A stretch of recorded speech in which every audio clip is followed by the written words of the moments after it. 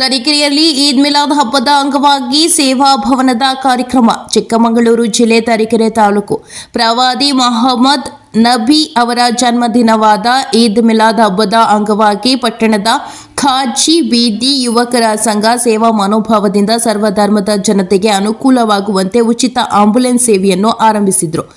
ಕೋಡಿ camp Madina ಮಸೀದಿಯಿಂದ ಪ್ರಾರಂಭವಾದ ಮೆರವಣಿಗೆ taluk office ಹತ್ತಿರದ ದರ್ಗದವರೆಗೆ ಸಾಗಿತ್ತು.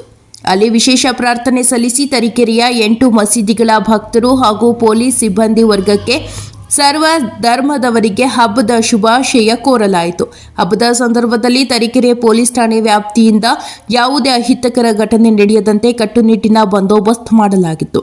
ಈ ಮೂಲಕ ಧಾರ್ಮಿಕ ಆಚರಣೆ ಜೊತೆಗೆ ಸೇವಾ ಮನೋಭಾವ ಹಾಗೂ ಸೌಹಾರ್ದತೆಯ ಸಂದೇಶ ತರೀಕೆರೆಯಲ್ಲಿ ಹರಡಿತು. ವರದಿ ಪ್ರದೀಪ್ ಹೆಚ್ಚಿ, ಪ್ರಜಾಪವರ್ ಟಿವಿ, ತರೀಕೆರೆ.